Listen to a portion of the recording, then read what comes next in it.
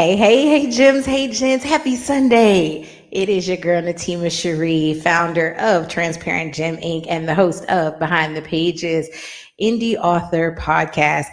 It has been a couple of weeks, and that's because of the weather. The weather has been a little bit trifling and raggedy here in Atlanta, but I am so excited to be back tonight with my guest. I cannot wait to introduce you to her. I cannot wait for her to share more about her book and the legacy that she is writing. I have not yet received my copy, but what I was able to read on Kindle, honey, fire. I'm excited. And so she's going to tell y'all all about it. But y'all know how I like to do. I like to just jump in, chat with you for a few minutes while we wait for you to get in the room. If you did not share this live, why not? What are you doing? Like, this is how we support others. We bring people to the podcast, we bring people to the platform, and you are supposed to champion them by sharing this. So go on and take a minute. Go ahead and take a minute. Go ahead and share this live, because I promise you this is a young lady that you want to say you knew her when. Because when she blows up and she's on like the what is that, Times bestseller, Amazon bestseller, don't be like, why ain't the team put us on? I'm putting you on. So make sure that you go share this live. Let somebody know that I have a special guest, and I will share her name in just a moment. But just a couple of quick updates. TGI, we are relaunching or launching the Writer's Room, where we'll be hosting info sessions starting in October. You can come and learn more about our community and collective on either October 17th or the 22nd. We have two different info sessions. There is no commitment. There is no sign up. There is no gatekeeping. There is no sales pitch. We literally just want you to know what we're doing over here and how we're championing authors, particularly female authors. So if that sounds interesting to you and you like, I got a story to tell, I'm ready to write my book, you need to be at that info session on October 17th or the 22nd. It's absolutely free to come in and just listen and learn. There's no commitment. You don't have to do nothing other than register so that we know exactly how to send you the link. Also, what's happening at TGI, I just released my memoir. It is still available. If you haven't gotten it, I don't even want to hear why you didn't. We'll talk about it later. But it is available. Amazon.com, transparentgeminc.com, and natimacherie.com. And finally, the last thing that I'm going to share with all of you is I will be on the main stage on August 2nd for the Black Writers Weekend. I'll be a part of the panel, Wrong Path, Right Perspective. I'm going to be dropping some gems along with some really dope literary influencers here in Atlanta, trying to get you together. We're not perfect, but this is a journey that we are familiar with. We've learned a lot, and we're going to share what we've learned with you. All right, I've said enough. I've given y'all 4, almost 5 whole minutes to get in this room. I'm ready to bring out my special guest. Let me go ahead and give her the respect she deserves and read her bio, okay? Excuse me.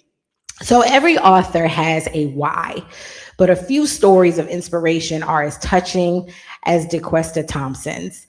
In this episode of Behind the Pages, I am sitting down with the author of contemporary romance, Beneath His Silence. That title alone, okay? We're going to discuss her journey from an imaginative child to a dedicated novelist. We'll explore the deeply personal promise that fueled her latest work, how she navigates the emotional landscape of grief and healing, and what it truly means to write a legacy. I'm telling y'all, she's writing a legacy. Join us for this candid conversation about perseverance. We're going to be talking about business of self-publishing. We're going to be talking about the beauty of honoring those who poured into us. Her story is amazing. Let me bring her out. Come on out, Miss Dequesta Thompson. Welcome to Behind the Pages. Hello, beautiful. Hey. How are you? I'm good. You look good. You look good. You're glowing. You're smiling. I'm so glad you're here. I really appreciate your time. I know that you are with family. You got some things to celebrate. So thank you for making some time for me and my viewers tonight. So listen, before we dive into this amazing conversation we already have, we were talking backstage, so you already know we're about to get into it. But go ahead and reintroduce yourself. All right. Hi, everyone. My name is Dequesta Thompson, and I've been writing since I was young, mainly poems. And I am a mother and a recent college graduate. So, Woo! yes. Congratulations. Thank you. You're so welcome. That is so dope. And you are a author. You are a Yes. breakout author and novelist. And that is what we're here to talk about. I'm so excited for you. My cheeks are starting to hurt from all the Me smiles. too. I feel like, I feel like the auntie. Like, I feel like the auntie who's like, look what my boo is doing, right? I'm so excited. And speaking of aunties in love, let's check these comments and see who's in the building for you. This looks like Antoinette. Do you know that, Jim? Yes, that's my auntie. Oh, hey, Auntie. She says, so effing proud of you. Love you. We love that energy. We love that. And then this is one of my faithful gems. That is Kay Monet. She says, hey, sis. Hey, girl. Hey, thank you for being in the room with us. We so appreciate you. And then who is this? What's his name? Deshaun. Am I saying that Oh yeah, right? that's my best friend. Hey, best friend. Hey, best friend. Welcome to the platform. We're so glad you're here. Thank you all so much. Continue to show her love. Make sure you're dropping hearts. Go ahead and share this with other folks who may be inspired by her story.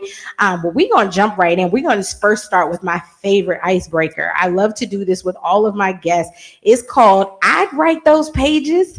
And so there's so much trending right now in social media. There's so much trending in news.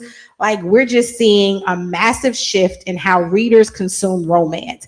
They aren't just looking for like a traditional love story. They're looking for emotional realism and lots of drama.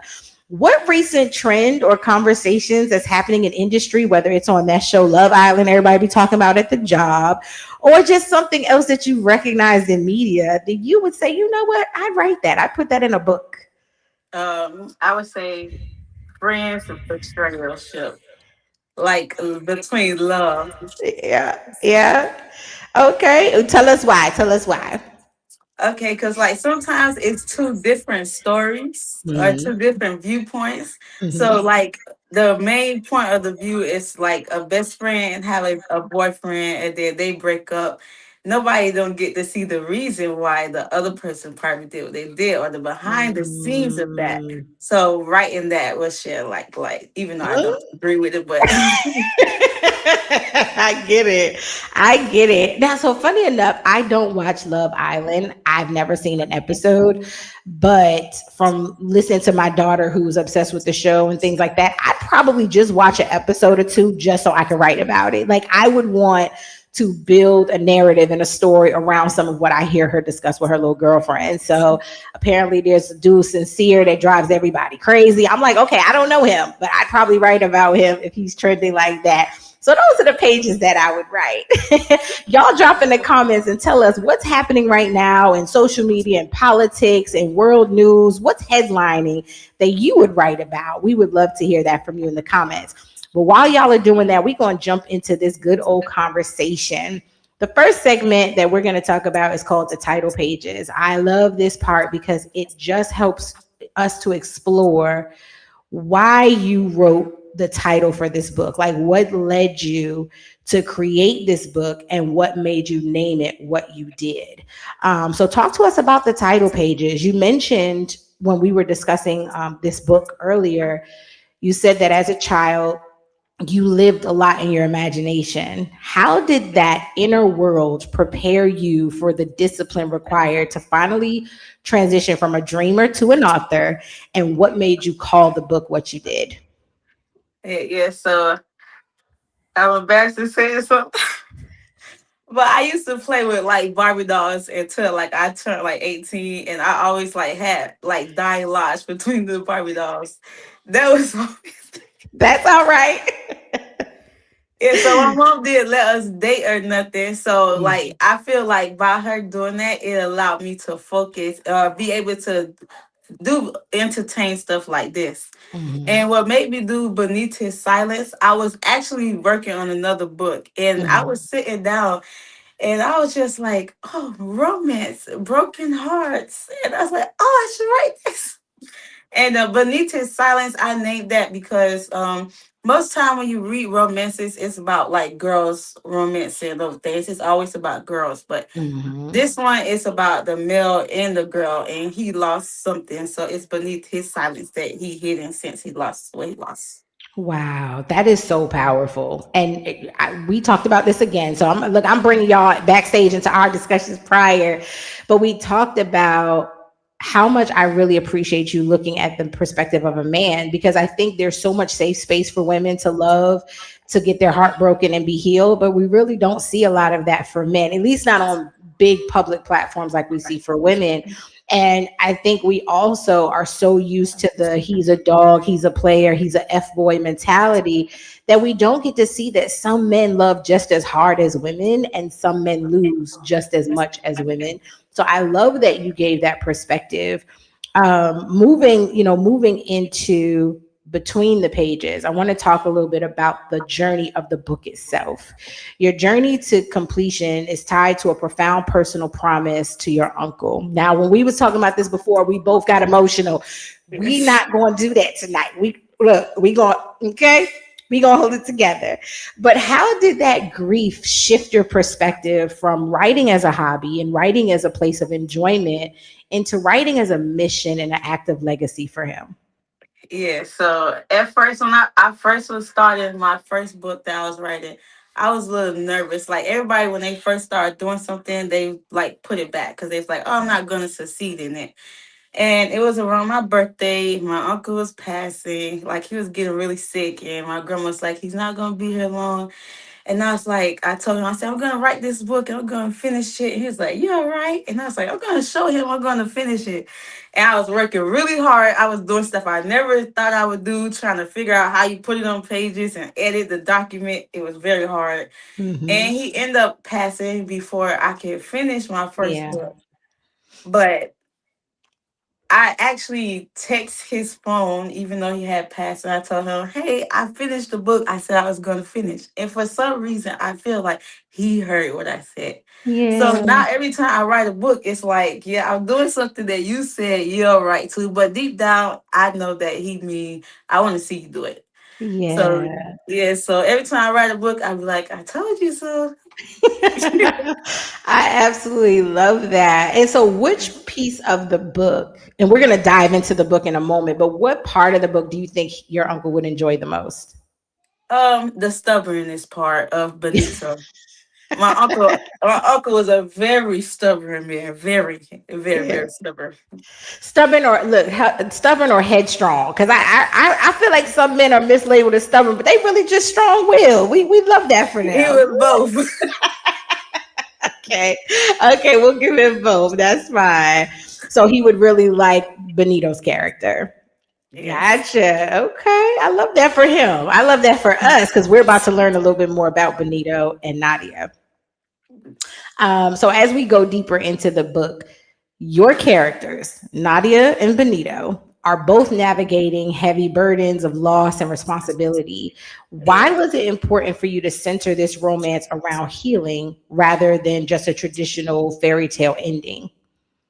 Okay, so I do have something to say about that. So like my first book, I said how it ties to my uncle.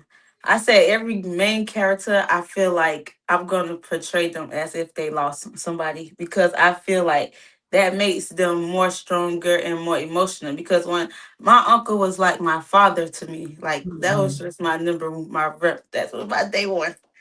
But when you losing someone and stuff like that, it gives you an opportunity to do something. It give you strength and Mm, stuff that you didn't feel like you could do. So I feel like by him losing what he lost, it made him be the type of person he was, his character that shapes the book.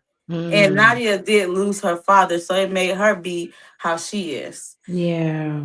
Yeah, fine. And I love how you said it in our conversation. You said the vulnerability that comes from healing after loss, it just opens your heart differently.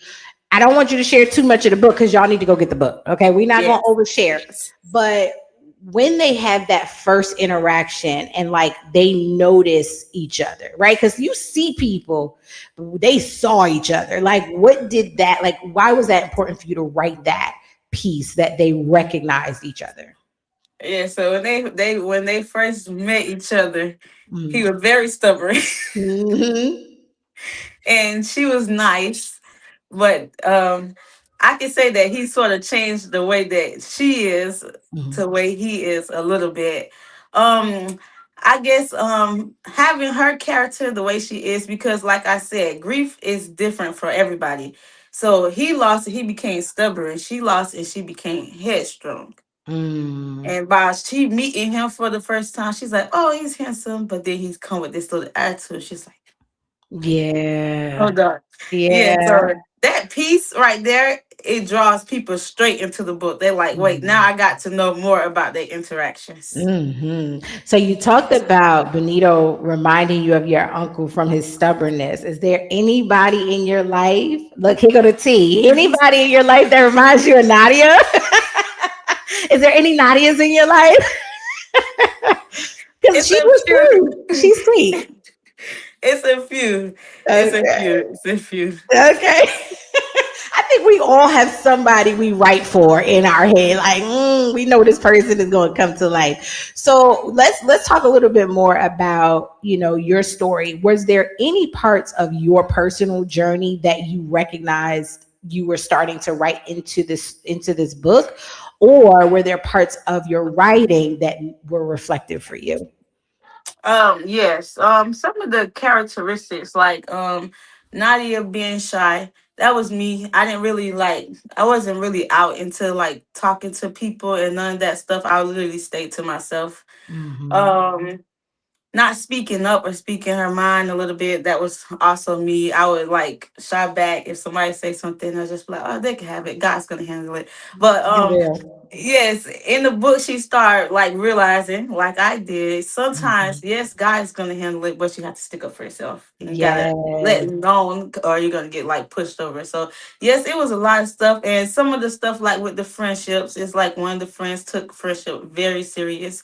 That's something like Mhm. for me too. So it was a lot of stuff from family, friends that I put into the book off of what I Mhm. seen. So it's more realistic. Yeah, we love that realism. Were there any parts of like the friction or the interpersonal relationships that you recognize and maybe you were like, oh, I didn't even realize I was writing about myself right here, but I've experienced that, especially with the besties. Were there anything that came up like that for you?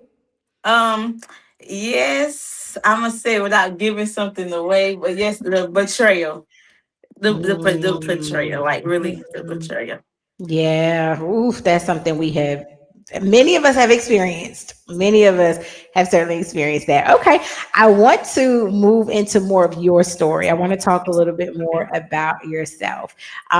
This I like to call the blank pages.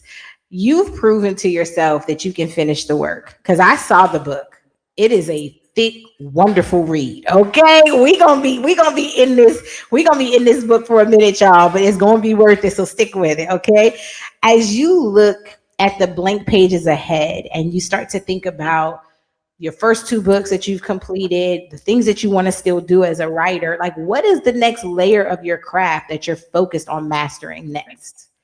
Yes, so I am in the process of writing another book right now, Mhm. and this book is more like more of the other books was more like on the female sides Okay. or more about like love and stuff like this.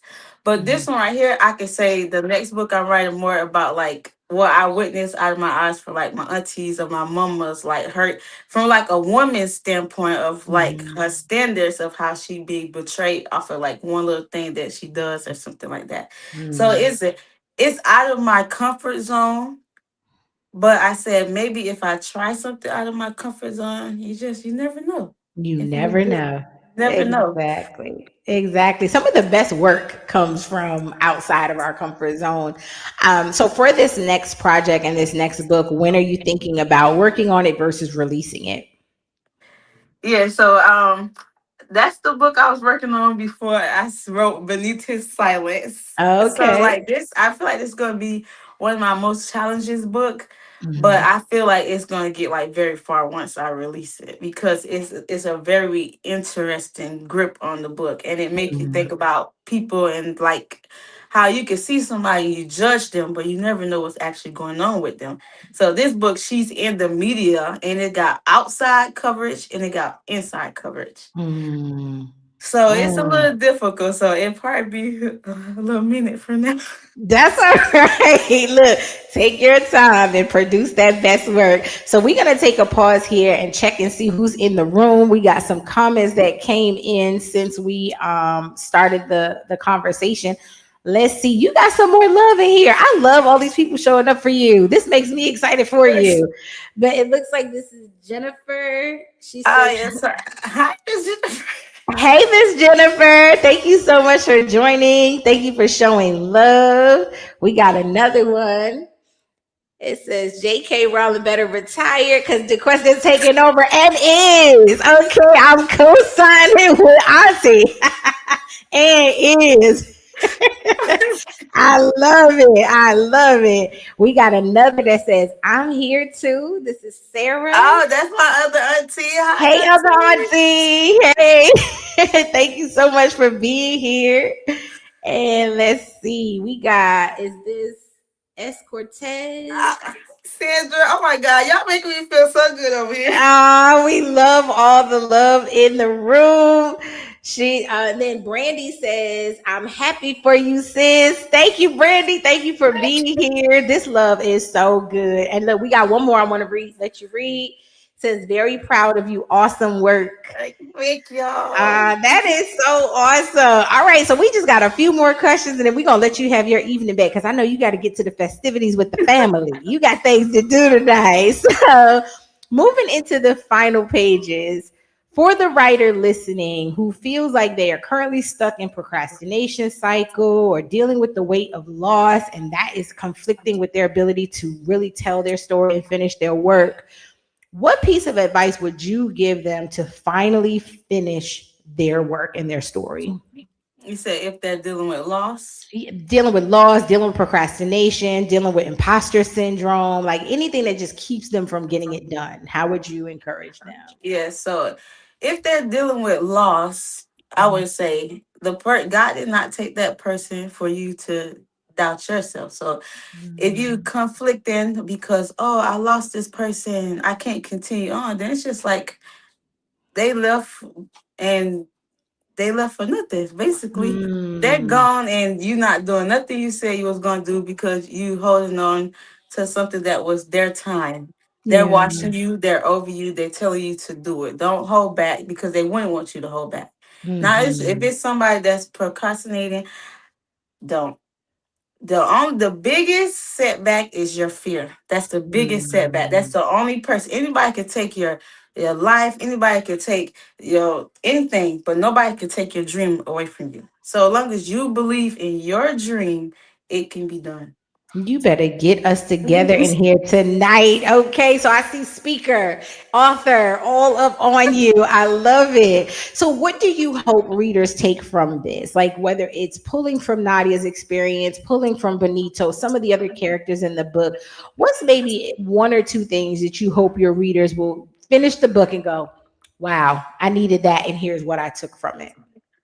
I can say one thing is that a setback after a setback after a setback, a no after a no after a no, or feeling like you're not good enough or where you do not belong does not mean that you do not belong. Mm, Sometimes the timing that you want is not the timing for yourself.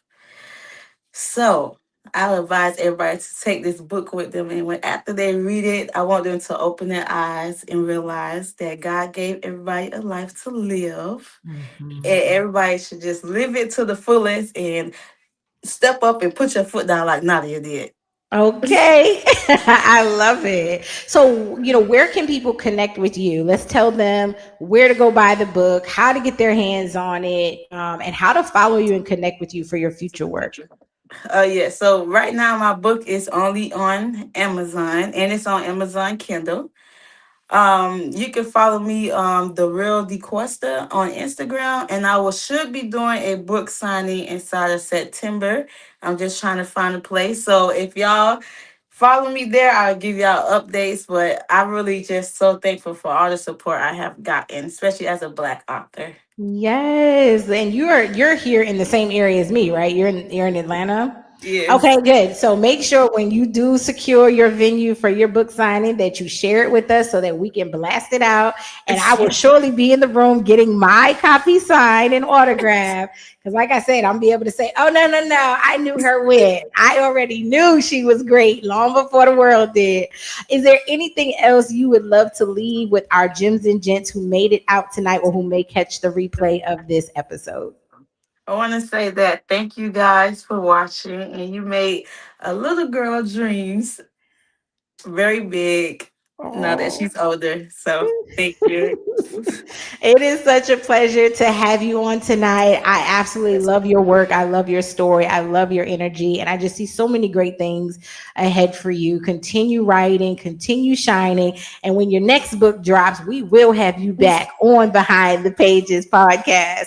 But until next time, you continue to write your healing story one page at a time. Mwah. Good night, everybody.